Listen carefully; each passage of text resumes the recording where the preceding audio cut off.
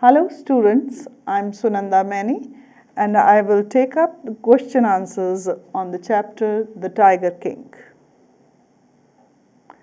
First question, who is the Tiger King? Why does he get that name? Tiger King कौन था और उसे वो नाम क्यों मिला? टाइगर किंग एक राजे का नाम था। उसे वो नाम इसलिए मिला क्योंकि वो बहुत ब्रेव था और वो टाइगर्स को मारने के लिए क्रेजी था, इसलिए उसको बहुत से खिताब मिले और सबसे पॉपुलर और सबसे शॉर्ट खिताब जो था वो टाइगर किंग का था। So the answer to this question is Tiger King is the name of a king who was crazy for killing tigers. He had been given many titles like Jung Jung Bahadur and so on, but Tiger King was the shortest and most popular name given to him. Why does the 10-day-old prince utter the words, "Let tiger beware"? 10 दिन के बच्चे ने ये words क्यों कहे, "Let tigers beware"? जब राज ज्योतिषी ने ये प्रेडिक्शन करी कि वहाँ पे जो प्रिंस पैदा हुआ है वो 100th टाइगर से मारा जाएगा, तो वो प्रिंस डरा नहीं, वो बच्चा डरा नहीं, बल्कि उसने ये कहा कि अब टाइगर्स को मुझसे डरने दो। So the answer to this question is that when the chief astrologer made the prediction that the prince would be killed by the 100th tiger, the prince did not get scared. He rather uttered the words "Let tiger beware" कि वो अपने आप को इतना बहादुर समझता था. He thought himself that he could handle any tiger and he warned the tigers to be scared of him. That is why he uttered these words. Third question, how was the Tiger King brought up? Tiger King को की पालन पोषण किस तरह से हुआ? Tiger king का पालन पोषण एक अंग्रेज़ी माहौल में हुआ। उसे अंग्रेज़ी नैनी ने पाला, वह अंग्रेज़ी की पिक्चरें देखता था, वह अंग्रेज़ी की किताबें पढ़ता था और अंग्रेज़ी गाय का ही दूध पीता था, क्योंकि उन दिनों में ये माना जाता था कि अंग्रेज़ी तरीके सबसे अच्छे हैं और ब्रिटिशर्स रूल करते थे इंडिया को और उनका इंडियंस की लाइफस्टाइल के ऊपर बहुत इन्फ्लुएंस था. So the answer to be written for this question is that the Tiger King was brought up in an English atmosphere. He was brought up by an English nanny.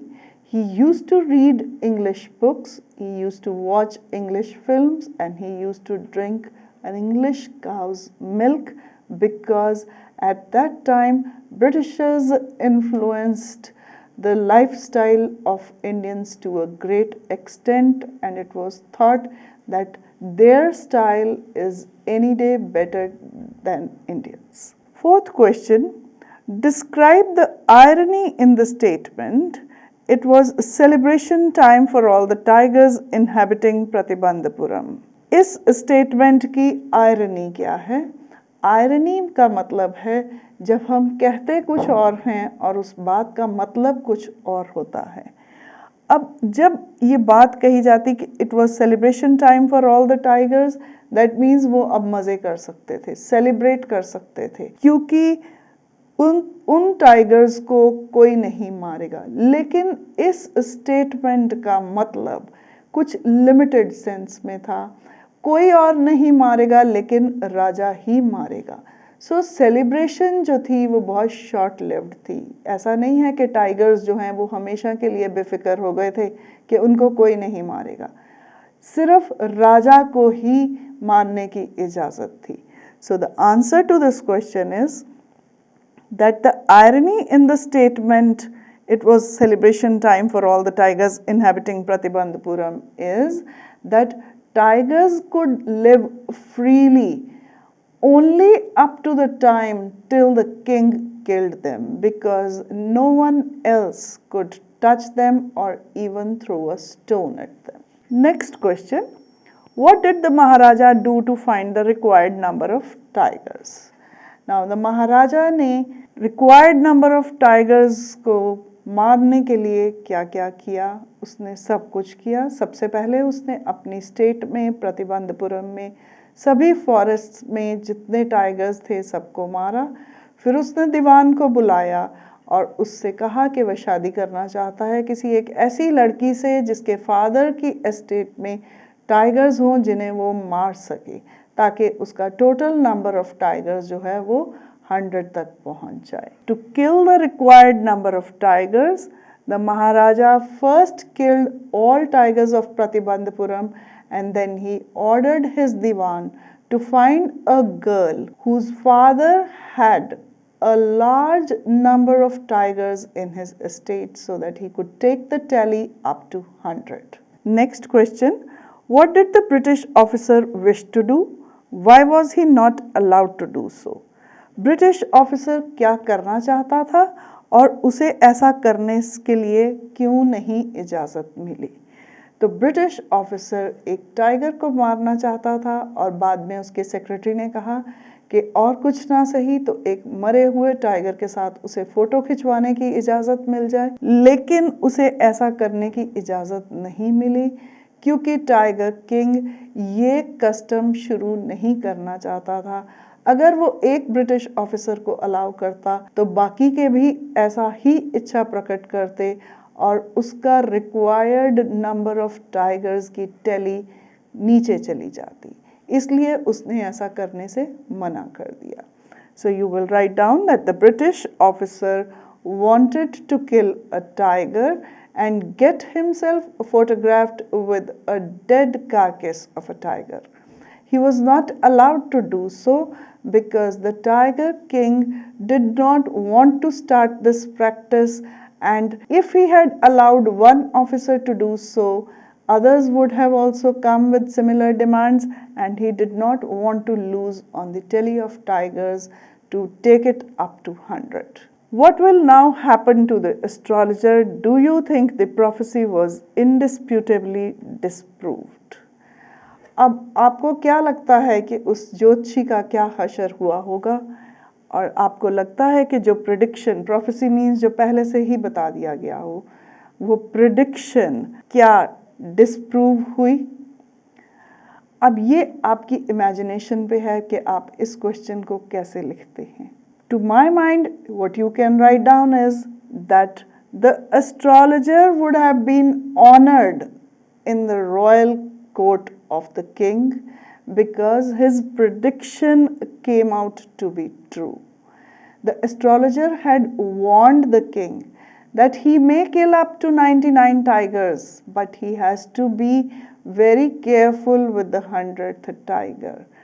And he was certainly not able to kill 100 tigers. That is the reason he was killed by a toy tiger. The revenge was taken. He was punished by God in the shape of a toy tiger.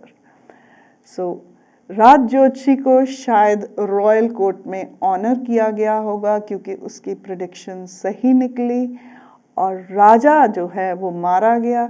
वो सिर्फ 99 tiger ही actually में उसने मारे थे। 100th tiger एक wooden tiger के रूप में आके उससे अपना बदला लेता है। ये टेक्स्ट के क्वेश्चंस हैं, बुक में दिए हुए हैं। The story is a satire on the conceit of those in power. Satire means एक टिप्पणी कसनी किसी पे। सैटराइज मीन्स किसी को क्रिटिसाइज करना इन अ वेरी सटल वे ताकि उसको महसूस ना हो। And on the conceit, conceit होता है जब आप अपने आप को बहुत ही ज़्यादा इंडिस्पेंसिबल या ऐसा समझें कि मेरे जैसा कोई है ही नहीं, इस तरह की जब आपके अंदर फीलिंग आती है तो उन लोगों के बारे में जब वो पावर में होते हैं, जब उनके पास पावर्स होती हैं, वो अपने आप को ऐसा समझते हैं कि हमारे जैसा कोई नहीं है। उनकी पावर्स पे ये स्टोरी एक सैटायर है, एक टिप्पणी है। How does the author employ the literary device of dramatic irony in the story? Author ने लिटरेरी डिवाइस ड्रामेटिक आयरनी की कैसे यूज़ करी है ये टिप्पणी कसने के लिए? ऑथर ने इसको डिफरेंट इंसिडेंट्स में बताया है कि कैसे राजा अपने आप को बहुत बड़ा समझता था, उसे एस्ट्रोलॉजर की जो प्रिडिक्शन थी उसको गलत प्रूव करने के लिए अपनी मनमानियाँ करता था क्योंकि वो पावर में था। इसलिए उसने डिफरेंट तरह से इस पे एक टिप्पणी कसी है। सबसे पहला इंसिडेंट उसकी ड्रामेटिक आयरनी का था जब वो कहता है कि it is celebration time for the tigers, कि ऐसा वो कहता है कि टाइगर्स को अब सेलिब्रेट करने दो, बट टाइगर्स जो हैं वो सेलिब्रेट नहीं कर पाते क्योंकि it was only for a limited time that they were allowed not to be killed by anyone. They were ultimately to be killed by the king. King ने तो उनको मारना ही था। फिर उसके बाद जब मिनिस्टर्स कहते हैं कि हमने उसको, राजा को हम नहीं बता सकते क्योंकि वो टाइगर को अगर जिंदा बताएंगे तो उनकी नौकरियां चली जाएंगी। वो वुडन टाइगर खरीद लेता है और उसके वो स्लाइवर चुभ जाने से उसके जिस्म में पस फैल जाती है, और जब ऑपरेशन करते हैं डॉक्टर्स तो वो बाहर आके कहते हैं the operation is successful and the king is dead. ये सबसे बड़ा इंसिडेंट ऑफ आयरनी है क्योंकि ऑपरेशन सक्सेसफुल नहीं था, ऑपरेशन एक्चुअली में अनसक्सेसफुल था, but the punitive action had been taken. उसके ऊपर उसका बदला ले लिया गया था जो राजा ने अपनी मनमानियाँ करी थी और इनोसेंट टाइगर्स को मारा था सिर्फ ये प्रूव करने के लिए कि वो ठीक है और एस्ट्रोलॉजर गलत है। So the answer to this question has to be written in this way, that the author has employed dramatic irony in different incidents to comment on the conceit of those in power. First of all, it began when the prince uttered the words, "Let tigers beware," and then he passed the orders that no tiger was to be killed by anyone, and he believed that it was a time for the tigers to celebrate. But it was not the time for them to celebrate. They could not live freely for a long time. They were ultimately killed by the Tiger King himself. And then irony was employed towards the end of the chapter when the doctors came out of the operation theater and announced that the operation had been successful. The Maharaja is dead. So if the Maharaja had died, how could the operation be successful? In a way, it was successful because he had been revenged upon by the forces of destiny in the shape of a wooden tiger. One of the slivers of the wooden tiger had hurt him, and the pus had spread into his body, and that had killed him. So the revenge had been taken, and that is why they came and announced the operation was successful. Now next question is, what is the author's indirect comment on subjecting innocent animals to willfulness of human beings? Author इसके बारे में क्या कहना चाहता है जब हम भोले भाले जानवरों को अपनी मर्जी से, ह्यूमन बीइंग्स अपनी मर्जी से कभी भी मार देते हैं? इसका मतलब है कि ऑथर इस चीज़ को अप्रूव नहीं करता। इस कहानी के माध्यम से वो हमें ये बताना चाहता है कि इनोसेंट एनिमल्स को भी यहाँ पे जीने का हक है। जिस तरह से इंसान को इस धरती पे जीने का हक है, उसी तरह से जानवरों को भी जीने का हक है। हम अपनी आप को असर्ट करने के लिए अपनी विम्स एंड फैंसीज़ के मुताबिक जानवरों को नहीं मार सकते, उससे पूरी कायनात का सिस्टम हिलता है। And this is what he wants to say through this story. अगर हम ऐसा करेंगे तो हमें अपने कर्मों का भुगतान ज़रूर करना पड़ेगा, हमें उसका बदला मिलेगा, वो किसी न किसी शेप में हमें अपनी डेथ के साथ चुकाना पड़ेगा। When you write down answers to such questions, you will quote incidents from the lesson, and you will say that every living being who has taken birth on this earth has the right to live, and human beings may be superior in power and influence, they have got no right to kill innocent animals. If we play against the nature, then we will be punished by the forces of destiny in one way or the other. We will have to repay with our own life if we kill anybody. So the author's indirect comment is that we should live and let others live. How would you describe the behavior of the Maharaja's minions towards him? Minions means subordinates. उनका behavior के बारे में आप क्या कहेंगे? Do you find them truly sincere towards him, or are they driven by fear when they obey him? क्या वो वाकई में उसके साथ sincere हैं या वो डर के मारे उसकी बात मानते हैं? Do we find a similarity in today's political order? क्या आज के पॉलिटिकल ऑर्डर में भी ऐसा होता है? अब जब महाराजा उनको ये डर देता था कि वो उनकी नौकरियां चली जाएंगी या वो छोड़ के चले जाएं, तो आपको लगता है कि कोई इज्जत से उसकी बात मानता होगा या शराफत से उसकी बात मानता होगा? नहीं, ऐसा नहीं है। वो सिर्फ डर के मारे उसकी हर बात मानते हैं। और आजकल भी ऐसा ही होता है। हम देखते हैं कि लोग डर के मारे अपनी नौकरियां बचाने के लिए बड़ों की चमचागिरी करते हैं। ऐसा ही कुछ उन दिनों में भी हुआ था जब टाइगर किंग सिर्फ अपनी ही विशेस को पूरा करने के लिए गलत सही ऑर्डर्स निकालता है।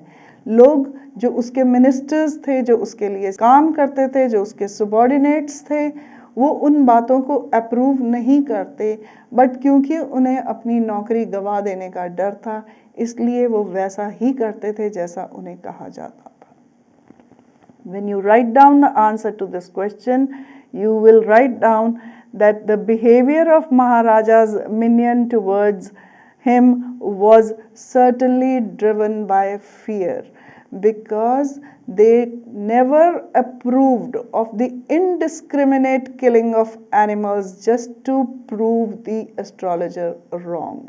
Diwan from time to time used to tell king about the whims and fancies being wrong, but he could not disobey him for the fear of losing his job. So he carried out the orders whatever were issued by the king.